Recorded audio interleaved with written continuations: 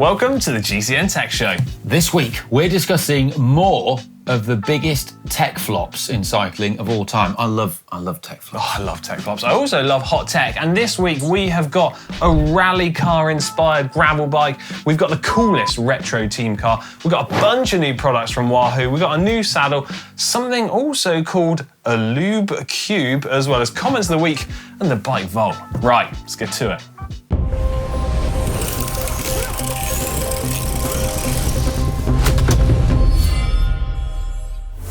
Right, we're on it. We're looking at some more cycling tech flops. Now, this is something we've looked at in the past because there's been so many within cycling. I love it, right? Yeah, okay. I'm like, you know, we've got a fresh list of inventions here that were, let's say, a swing and a miss. Now, I just want to point out that we are all for innovation. 100%. We love new ideas and people putting themselves out there and creating something. But not everything works out. Yeah. And often it can be through, unforeseen things that for whatever reason, it just hasn't quite worked. Yeah, so we've compiled a short list. So shall we run through the list? Yeah. Well, first up, just a quick refresh of things that we've previously covered. Oh, yeah. I mean, things like bio-paste chain rings. Yeah. Classic. Suspension forks used at Paris-Roubaix. Suspension on everything. A lot of suspension on road bikes is often... We have covered a lot of these. Glasses with... Mavic Zap. Yeah, glasses with a display so you feel like you're a fighter pilot. Any kind of smart glasses. They are all, they've never taken off. Okay, right, so what have we got first? So we're going to kick this off with airbag helmets, right? And there's been a few products sort of, I guess you could say, in this category, be that like airbag jackets, airbag helmets, airbag neck braces. There's been a big selection. So the big one that springs to mind is a product that I made a video on years and years ago. Yeah. Before I was at GCN, called the Hoofding. I've heard of this. And it's this big like collar thing that you wear. Yeah. And apparently quite popular in some Scandinavian countries as like a commuter thing. Yeah. But this thing, no. It's that much of a no from you. You were temporarily lost for words. It's right. So this is why it doesn't. There's a lot of issues. Okay. Firstly, really expensive. Yeah. Secondly, is it can go off by accident. Yeah, I mean, this is what you definitely wouldn't want from this product. Accidental, like, detonation. Yeah, and then it's really expensive again. Because you have to, like, these are like get a one use sort of thing. Yeah. The other thing is it's really hot. Because you wear it like a big snood constantly around your neck. Yeah. Which, if you're in a cold place, okay. If you're in a hot place, no, you don't want to wear it. So the thing for me... And it's really heavy. Way heavier than a nice lightweight bike helmet. This is what I was going to say. The thing for me is a safety device needs to be really, like, as much as possible, unobtrusive. It needs to not restrict your movement. It needs to be as minimal as possible and really as best as possible, not impact the experience of what it is that you're doing. Yeah. Now, people could argue that a bike helmet impacts their riding, but let's face it, it's not really, is it? Compared to this big thing going around your neck. Yeah, so the other issue is that it doesn't protect from certain kinds of impacts that a bike helmet would. Okay. So for example, if and it's not the most common impacts you have on a bike are like when you fall down. Like, you fall off your bike and it will detonate and protect you from that. Yeah. But it's just bizarre that you've got like an explosive collar around your neck. It's like something from a Saw film. But anyway, there's like, but what it won't stop is, say if I got a baseball bat and hit you in the face with it, a bike helmet is going to offer some kind of protection against that. I wasn't expecting that example. Because you've got the helmet on, but this it's only after the helmet, after you've been hit in the face and then you start to move, that then it'll detonate, but that's too late. So airbag helmets, okay for bike crashes, bad for baseball bat attacks. Well, maybe if you it's like an impact, like if you rode into a lamppost. I don't know. Well, yeah, maybe. There's like, I don't know, or something fell and dropped on your head. It's not. I mean, that's not the primary role of protection, but it's worth pointing. Anyway. So could we say maybe airbag style products in general? I think are a bit of a tech flop. Well, I will always retain an open mind and say never. I'm open. Never say never. Maybe there could be things, but at the moment, no. It's over-engineered, and the bike helmet is just a much simpler solution. Okay, I like that. I've got and something. lower cost. Great. I've got something which I think is going to be brilliant, and most people I think will not have ever seen this. I know. Oh yeah. Zip-on tyres. Come again?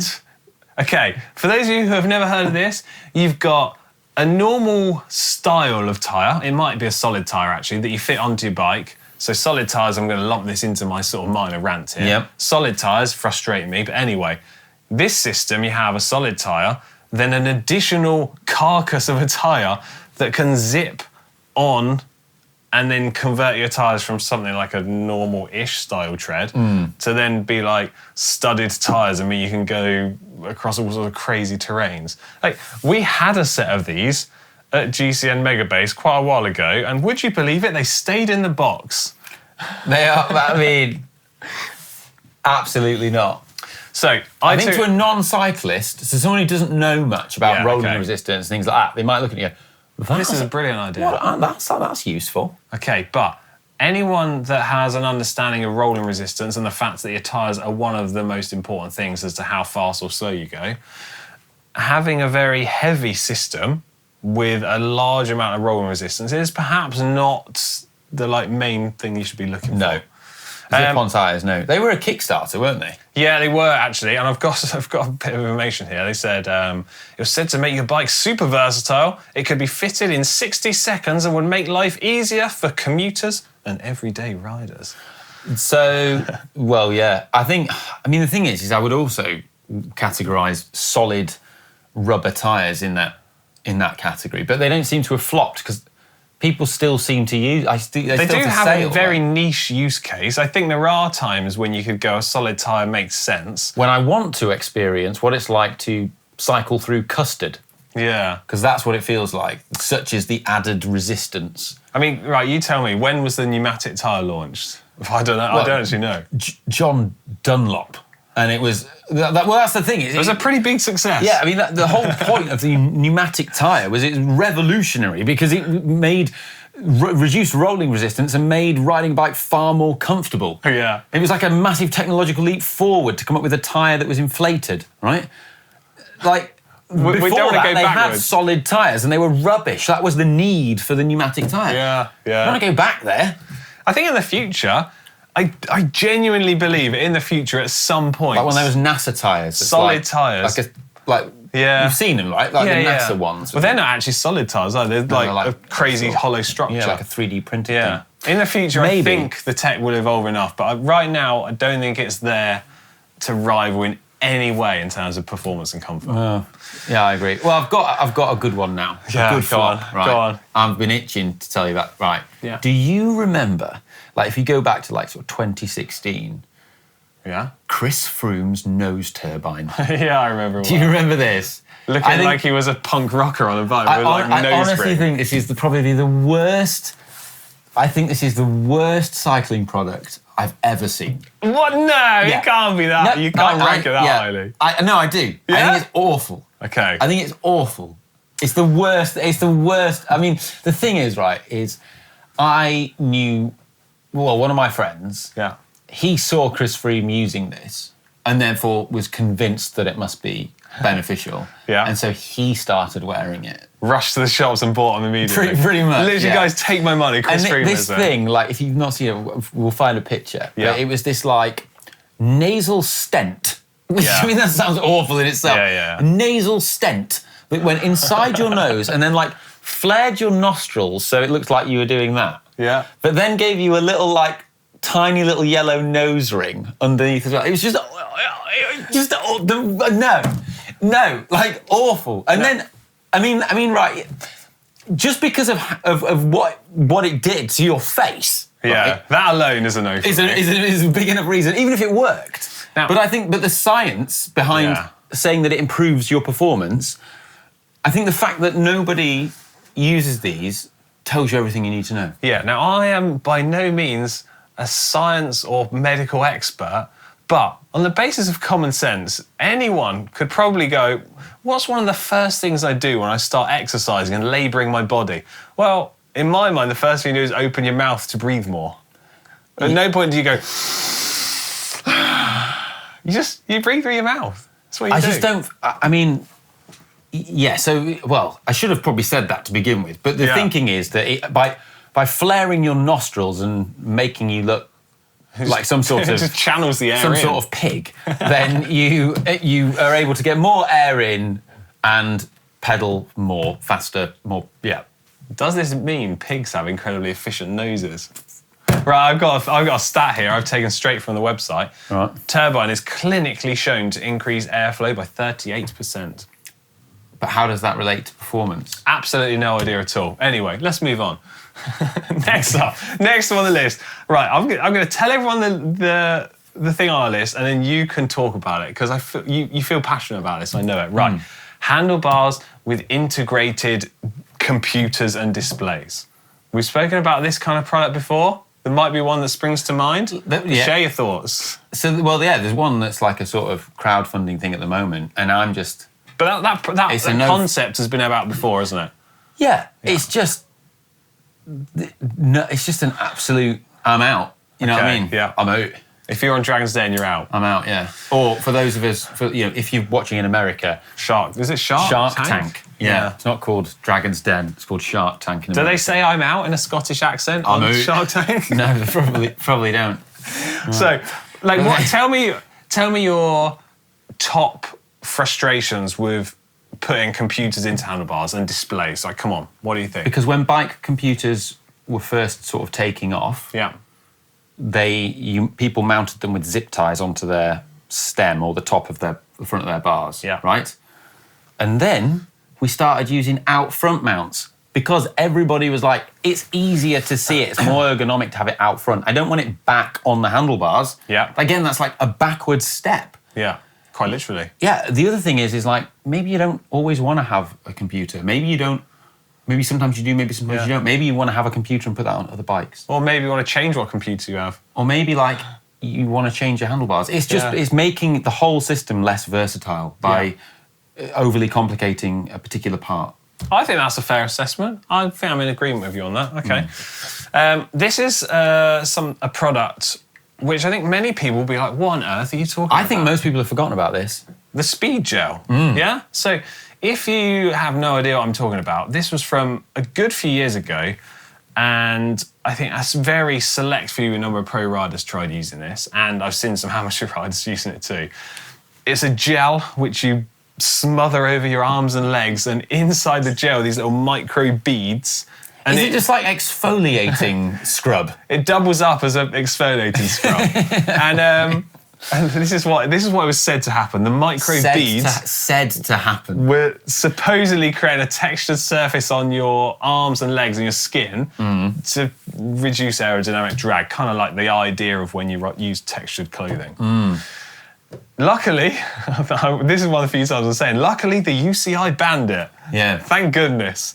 I mean, people would be riding around like slippery and just, I just know. It's just a big no from me. I love, like you said at the start, we love innovation, we love tech being pushed, we love to see all these kind of ideas and innovations, but gel with little balls in that you rub all over your skin to try and make you go faster, I'm out.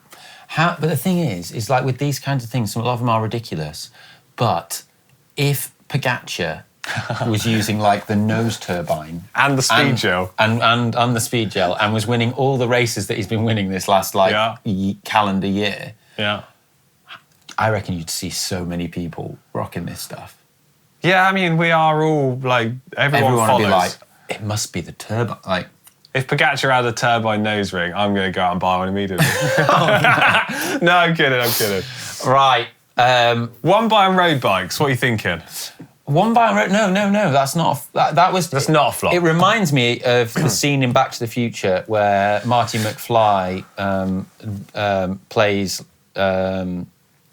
like Johnny Be Good. Okay, I don't know it. And then he how do you not know that? I don't know the song. How do you not? Yeah, how do you not know the song or the film? I know the film, obviously. He plays Mark's cracking up. Right, Marty McFly plays Johnny Be Good, right, in front of the. Is this a song? It's a song from the era that they know, but then Everyone's gonna think I'm so stupid now. Yeah, Go on, yeah. Go on, whatever. Go on. Explain anyway, he goes off on one and performs this like guitar solo at the end, which takes inspiration from loads of like guitar solos of the sort of like 70s, 80s, and 90s. Yeah, it's got a bit of everything in it. It's really good. He does a bit of like everyone sort of style. Anyway, at the end of that, he goes, "I guess you guys aren't ready for that yet, but your kids will love it." And that's how I feel about One Bite on road bikes. Right, now we got to the punchline. Yeah. This is what it's all about. Yeah. So you feel like One Bite was a flop, but it's starting to come good. I don't think it's a bad idea. Okay, yeah. I just think you guys weren't ready for it yet, but your kids will love it. Yeah. I think it's pretty close. Like, we are starting to see pro riders using One Bite in certain applications. TT bikes. Like, TT bikes, 100%. And Little Trek were like, we would never go back to it on like Paris-Roubaix. They were like, yeah, they loved it. So could we say this was perhaps a tech flop that's almost gone full circle? Almost.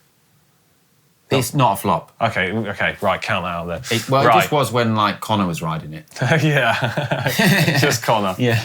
Sorry, Conor. Yeah. Right, next thing. Okay, we need serious conversation. We need to talk about stiffies next.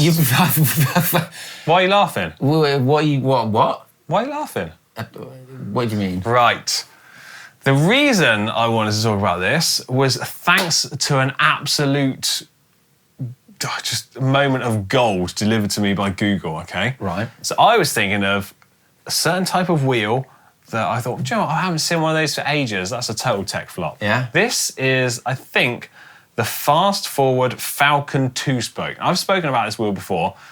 Carbon fibre wheel, 2 whacking great big spokes. Now, I was looking for that online, and Google served me this incredible, slightly different brand of wheel called Stiffy. So that's what I'm talking about. Not. Yeah, it's so true. Apparently, there's a whole range What country is this Stiffy from? wheels. What country is this from? You can get Stiffies for the front, you can get Stiffies from the back, you can get Stiffy rim brake, you can get Stiffy disc brake. Would you use a Stiffy in the front, or would you use a Stiffy front and back? Or I think I'd use a Stiffy front and probably like a disc wheel in the back. Yeah. Just Just a Stiffy in the front. Just a Stiffy in the front. Okay. Why? I just don't understand why you're laughing. Okay. So I think we can probably categorise. Let's broaden this out, okay? Yeah. Let's broaden this out into a mono-spoke like carbon wheel. I think let's move away from that specific brand of wheels because we are like 2 little 15-year-old boys again.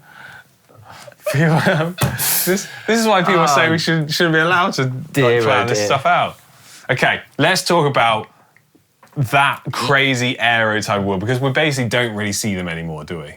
Like we do see like tri-spokes and we see bits and pieces like this, but a 2-spoke wheel in my mind is like a bit of a tech mono-spoke. Yeah, I just can't imagine I just would hate the thought of riding one of those over a pothole. Yeah. Fills me with fear, actually. Yes. And there's probably a reason why we basically haven't seen them, and it's because they're very difficult to make. They're difficult to make strong, in which case they're potentially a bit heavy. And I think, it just doesn't make sense for lots of different reasons, basically. So in my mind, it's a tech flop. There you go. Yeah. But good. I commend the name. Love that. So that is essentially our shortlist of tech flops drawn to a close. I saved that one right to the end because I knew you'd really enjoy that. Thanks. I'm going to actually, I'm not even comfortable Googling this. Do not Google this. Do not Google. Laptop. Yeah. It actually comes up with the right wheel. There you go. Right, I found it. I just want to see what country it's from. I'm not sure. Hang on a sec. Well, you Google that. Let me talk to everybody at home. So, yeah, that's our list of tech flops, our short list. But there's, of course, far, far, far more products to include in it. So get involved in the comments section down below and let us know what products you would deem as a tech flop. And, the best ones, we're going to read them out next week. Any news on the Stiffies, mate? Right, I've just looked it up. I think it's actually a British company. Okay, great. Part of me wanted it to be like, Dutch, and it was just lost in translation. Never mind. I think everyone knows what a stiffy is. I don't think that. It's a wheel. Yeah. What are you doing? Yeah, everyone knows it's a wheel. Yes. That's what I mean. There we go. Right, moving on. Get involved in the comment section down below. Let us know your favourite top tech flops, and we'll pick them out next week. Right. Hot tech. Hot tech next. Going to start off hot tech with something very special indeed. The ultimate team car. Talk to me. This is the coolest team car in all of cycling ever. That's a bold statement. It is, right? Check this out. So, good friend of the channel, absolute legend, Steve Grimwood from Elmy Cycles Bike Shop. Yeah. Right. Ipswich. Right. He's been restoring this old Alfa Romeo Giulia. I've been seeing it. I've been following him on Instagram and seeing the updates of the progress. Yeah, so this car's got. He set up an Instagram account called Alpha Betty. Yeah. On Instagram, right? We'll put a link on it. Yeah. It's really cool. That is. I mean, that's his. He's. Yeah, rubbish joke. So, Alpha Betty spaghetti is what he. Anyway, there you go. Sorry, Steve. Sorry, yeah. Sorry. Okay, talk to me about the car though. So it's an old Alfa Romeo Giulia. Is this right? Yes, a Giulia from 1966. Yeah. And he's completely restored it. Like you can see what it looked like the before and after. Unbelievable. And he's put it into the old like Gimondi Bianchi team livery. Yeah. And it's got all the stuff in it. So I think he's put like a tour horn in it and everything. And it's like he's completely done the upholstery. The engine's been completely rebuilt. It is unbelievable. And there's so much detail to it. I think I'm going to try and make a video on the tech channel about this car because it's unbelievable. I was just about to say, this sounds cool enough that I think everyone's going to want to know far, far more about it. Yeah. So if you want to see more, let us know in the comments. And also, well, stay tuned because, I think it'd be really Well, if you want to make sure you don't miss out, subscribe to GCN Tech, turn on notifications. Yeah. There you go. Talking of cars, okay? More car chat next. Yeah. This bike belongs to Alec Briggs, and it is a rally car-inspired Canyon Grail. Possibly, in my opinion, one of the coolest bikes that I have seen for a very long time. I think I might be in love with it because it combines my two passions, cars and bikes. Mm-hmm. And it's got like the Subaru Impreza, like rally car. The old 555 livery. Yeah, from like, I want to say 90s and early 2000s. Oh, yeah. Colin McRae era. McRae era. Peak Colin McRae, that. 100%. It reminds me of like just being a kid and watching it on telly and idolising all this stuff. It's made me think, what are the coolest car liveries? I think they're all rally car liveries are the coolest. They are the coolest. I was thinking, it is bloody cool. It's the gold lightweights. Because they used to have the gold alloys. Like the OZ Racing wheels. Yeah. Yeah, they were blue and cool. That was cool. That's an iconic like livery. Yeah. But the, I don't know, do you know what about if you had like an Italian gravel bike? Yeah. Right? Mm-hmm. If you had... well, any Italian gravel bike, to be honest. Well, yeah, you get a Pinarello. Obviously.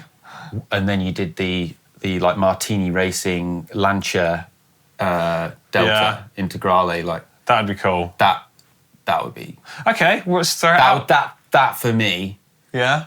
Like, can we throw it out to everybody to give us inspiration? Juha Kankkunen livery. Wow, okay. That'd be good. Or talking to Juha Kankkunen, that's made me think the Celica. Remember you used to do the GT4 Celica, the Castrol GTX livery? Yeah, I like that. The white, green and red? Yeah, I was gonna say there's some green in there. That'd be good. Well, I think people should let us know in the comments what kind of like rally car gravel bike crossovers would be the coolest ones. I've just said them, they're the best ones. Okay, don't worry about it. Ollie's done it for you. Right, next up, we need to talk about Wahoo. They've released a bunch of new products, right? Now, if you want to know all of the details, well, we have a first look video on the tech channel, which Si's done, which covers every bit of information you could possibly want to know. But essentially, the whole range has been updated of cyclecomputers. So you've now got the Bolt V3, the Roam V3, the Ace, which launched a little while ago. And then also, in addition to that, you now have the Wahoo Trackr radar, which is a rear light and radar combo. So big updates to all of the products, really. And they've tried to bring them more in line with each other. So, let's talk about, say, the Roam first, that sits in the middle in terms of features, functionality, and just physical size.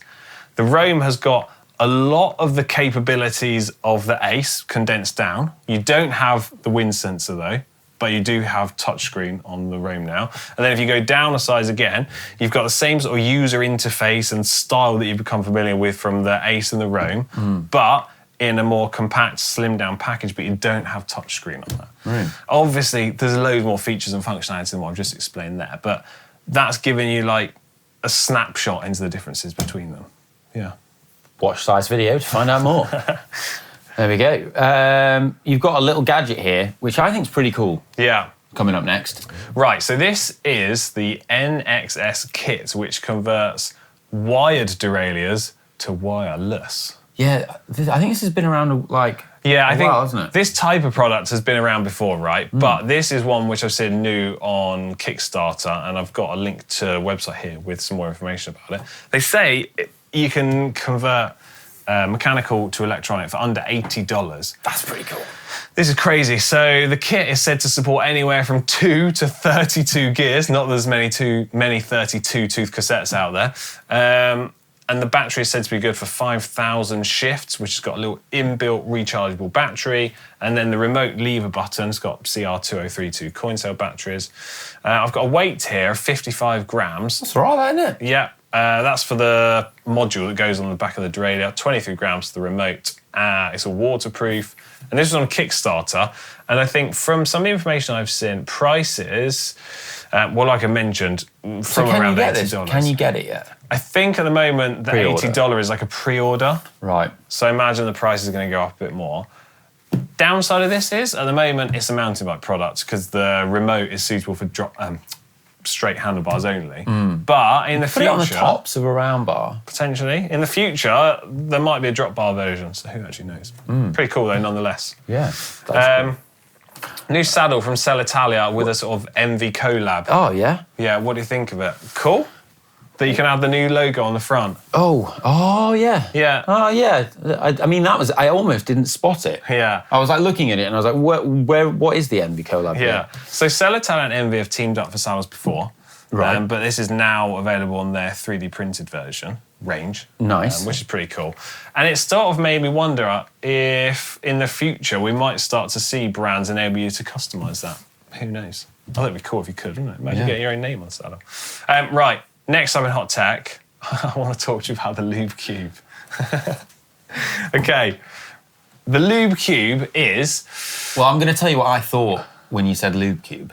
Okay, you tell me first. Yeah, go on. Oh, I am. Yeah, go on. So when I this one time when I was at band camp back in the day. That's what I was going to say, yeah. Yeah. This one time at band camp? Yeah. So at that this was like back in 2008, right? Yeah. But all of the kids were like mad into Rubik's Cube, yeah? Yeah. And like doing it as quick as you could. Yeah. And there was this one kid that was like really good. Like do it in seconds. Yeah. Like really quick. The world record's like 3 seconds or something, isn't it, for a Rubik's Cube? But for people who are doing Rubik's Cube at like a high level of performance, yeah, Yeah. they have to lube their cube. No. Yeah. Yeah. They'll get like... Because of the friction. You'd want to use like Silka Synergetic or something, but like you lube the cube to reduce the friction so that you can go like... I cannot believe this. Done. Yeah. So when you say Lube Cube, that's what I think. Okay, well, I feel I'm going to disappoint you now, but it's not that. Okay. It's not that. Okay. So this is, I've seen it on this website called Event Gear. Yeah. And the idea is, it's a little cube of I don't want to say, kind of like a softer wax, okay? So instead of having a hard wax that you have to heat up to get on your chain, it's soft enough that you can hold the Lube Cube onto the chain, and then you slowly backpedal and the wax migrates across from the Lube Cube. Is this not just like Wend Wax? It seems like a very similar product to Wend Wax, which very nearly made it into my list of tech flops, but I didn't quite put it in. Right. So, yeah, in my mind, it seems difficult to get a wax product that you apply to the outside of the chain, and then it feels hard to know that the wax is getting into the areas that you really want. That's the whole point, isn't it? That's exactly. So what they've got here is they're saying, by then pedaling lightly to start with, pressure from the crank and the cassette and the teeth will help almost draw the wax into the chain. Now, I'm a little bit skeptical of this, but I thought the Lube Cube was a product that we should share with everybody. Well, it needs to kind of be a liquid. Well, it's a softer wax, which then the pressure of the teeth is said to help drive it in. I'm not convinced. I'm sceptical. I think like with the whole. Yeah. Yeah, I'm with you on the but I get the idea is really cool. You've got a small little cube that's easy to transport around and maybe is good for like if you're in a bit of a pinch, you're like, right, I need something super quick and easy. And it comes in a little 50-gram block, which is $9.99. A Lube Cube. A Lube Cube, there you go. You might not have thought you needed one, but there's the option. Right, that is it for Hot Tech. We'll be back next week with more hot and spicy tech. And now, comments of the week from last week's show.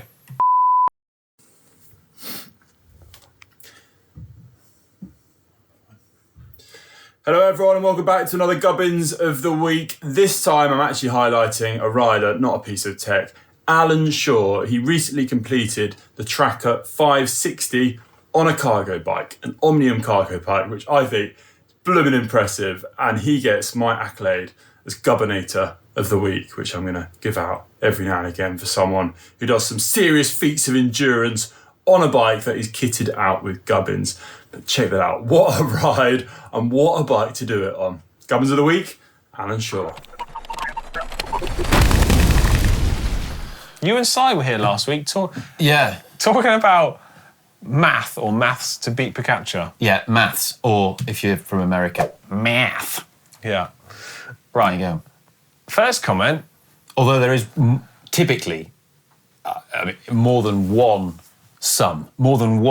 calculation that can be performed in the subject of mathematics, hence why it's pluralised to maths. I'm glad we cleared that up. X-Trails, with a Z on the end, say they did the math too. The best way to beat Pikachu is just to go faster than him. Yeah, it makes a lot of sense. It was good. So what was really cool is Professor Michael, who has performed the mathematical models, said that there's actually some really good comments from people, and actually people that have people have like had a look at, downloaded his papers that have been published on these models, and he's had some good debates with people as a result of this, which I think is really cool. That is cool. Paul Webster 4499 says this is exactly what Chris Horner said. There were even 7 riders behind that could have got together and rode as a team to catch Pikachu. Instead, they just attacked each other. So yeah, even if you work out a way to beat Pikachu, you've still got to try and execute it in a race situation, which is easier said than done. Yes, it is. Absolutely. And then WSBYGT says, everyone has a formula until they get hit in the face. And I think, it's that thing, isn't it? It's Pikachu's basically been catching people off guard. The Muhammad Ali quote, isn't it? Everyone has a plan until they get punched in the face. Right, also the weekend we had the Park Tools factory tour video out, which was really cool. I enjoyed going to see the guys and girls there. Fascinating to see, and really cool to share this with everyone as well. The Pi 4052 says, probably one of my favourite GCN videos. Park Tools are simply the best for the job. It's just, I like seeing how stuff's made. Yeah. But, I'm a nerd. Actually, I'm going to read this next comment. I know, I saw it. Yeah. Peter Dobos 1606 says, I would love to see how the tools that are used to make the tools are made now. Thanks for this bottomless rabbit hole. Yeah. So we could just go round and round in circles. That's a rude way to describe the people that work there. Yeah. No. That wasn't what I was thinking. No, but where'd you go from there? It's like the tools that make the tools that make the tools. Yeah, like... Well, you just keep doing that and repeat until you're back to square one. It's like, this is a atom of material. The thing is like once you go to like... It's like, you take... There's a lot of objects you take for granted. Even like a pencil with graphite in it. So you think, that's a simple object. It's actually really complicated to make. Is it going to come down to like the chicken and egg thing? Because if a part for a lathe needs to be made with a lathe, how do you make it without a lathe? My brain is like, Right. Also, actually, I know it wasn't out on the GCN Tech channel, but I thought we should talk about it anyway, because the other week I did... Because it was your video. Yeah, well, I did the Dirty Reaver, and I made a cool video. You're breaking the rules. Breaking the rules is my video. But you were there as well. You had a good time, didn't you? Oh, it was great fun. We had a good pizza at the end. Anyway, Jonathan Mallett says, because I'm allowed to break the rules, he says, Alex is slowly evolving GCN into the gravel cycling network. I'm trying my best. And then at 6F2 says, imagine how soul-destroying it must be to be in the front pack, gravel kicking up, your heart is in your mouth, your legs are burning, and then as you hit the gradient, you're on the edge of your limits and your lungs are burning, and then riding along next to you is Alex, camera in hand, nonchalantly vlogging B-roll. Well, nonchalantly, no, because basically when I was trying to film bits, I was like, it was incredibly difficult, and there was a couple of times I might have got dropped from the front group by like 20 or 30 metres. So I was filming and I had to catch up in a blind panic. But, you know, we made it. It was fun, though. I really loved it. I was there, I was not filming, but just riding it for fun with You were just there for the actual bands. Yeah. Yeah. It was good. I enjoyed it. We just had a great day out in the woods. I don't know if we've got this picture, but if we've got the picture and we're able to use it, here's Ollie from after the race, looking like he'd been down a coal mine for about the whole day. I don't know. I was like way dirtier than everyone else. I don't know how. I think it must, maybe because you were sat on the wheels or something. Yeah. Right, there you go. It's now time for the Bike Vault. This is the part of the show where you submit pictures of your bikes using the link in the description down below, and then we pick them out, judge them to be either nice or super nice. If they're super nice, Ollie, what do? You'll ring the bell. I will ring the bell. Yeah. Right, you go. Hit us. First up, we've got McCull Deep with a Scott Speedster 40. What do you make of that? Well, nice Shimano Sora on there. Crank has been upgraded. Wheels aligned. Yeah. I think that's a really nice bike, right? Yeah. But that sort of barbed wire fence is just not the place. Apparently, they've won states time trials and mass starts in the previous year. Wow. Rate that. If that's not good. Proof that a bike can do everything, you don't have to have the fanciest bike in the world. There you go. Doing good.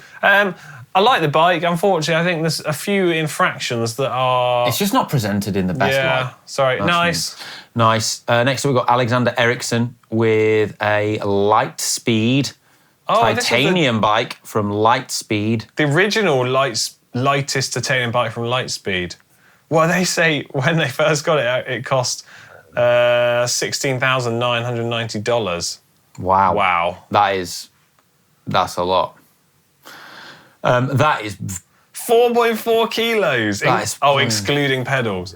That bike is something special. Yeah, I mean, there are a few things on there. We've got like extra light rims. Yeah. You can see there's a lot of very lightweight parts now. Right down to the Veloflex record tyres are super, super thin TT tyres. Yeah.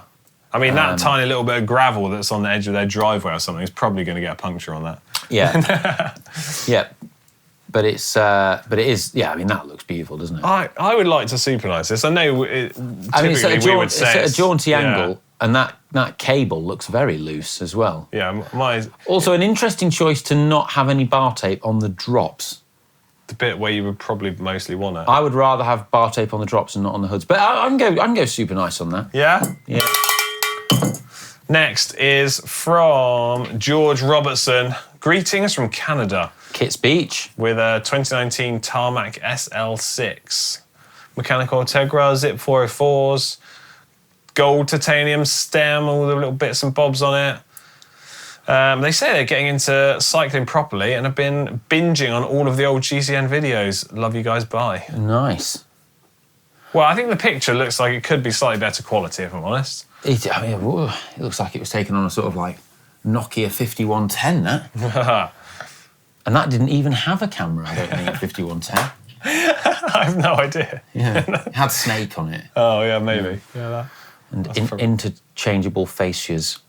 No, I'm going to say...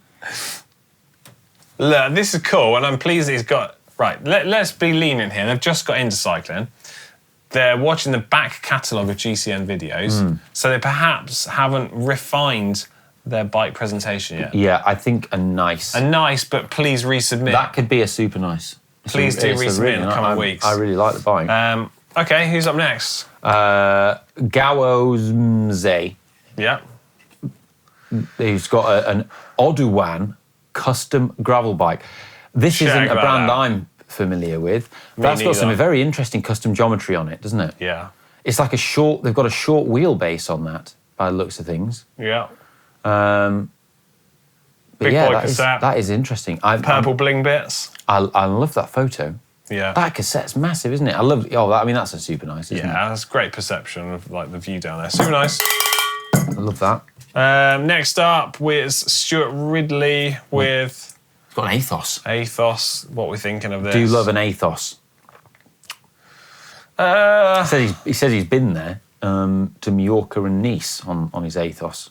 I like it. Pretty unoffensive. Nothing too crazy going on there. One of the things that I do like about the Athos is it doesn't have much in the way of like logos. It's just got that one little logo on the side, doesn't it? And I quite like that. Keep the weight down. Lot of seat post going on there. Yeah. Yeah.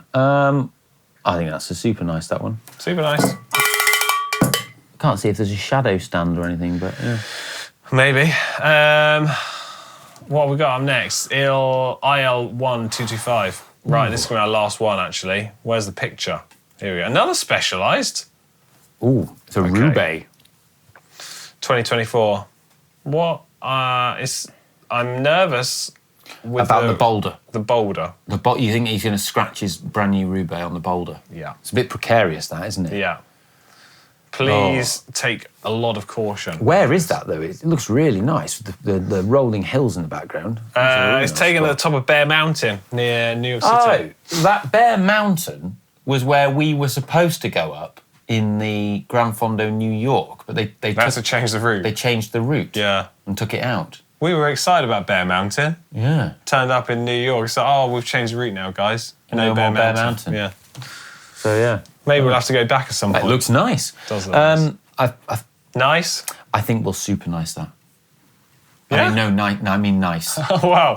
Yeah, all right. Yeah. It is a smart-looking bike, though, that. I rate it. Right, that's it for this week's Bike Vault. Actually, just quickly, I'm going to chuck two in the end. Oh. You and Si are off to Fred Whitton, big, toughest sportive in the UK. Yeah. As fast as we can. I think what I want to do is have two pictures of each of your bike setups. We're going to put them up on the screen now. Here's Ollie's. Here's Si's. I better go set it up then. Yeah, well, with the power of editing, we can change this. Yeah. And then everyone can get involved in the comments section and let us know whose bike you prefer. Do you like Si's bike or do you like Ollie's bike? Super nice or nice? Right, there you go. Right, that's it for this week's GCN Tech show. Ollie, it's been mega to be reunited back together. I'm not here next week, though. We've only had 1 week back together. I know. Where are you going next week? Oh, it's top secret. Great.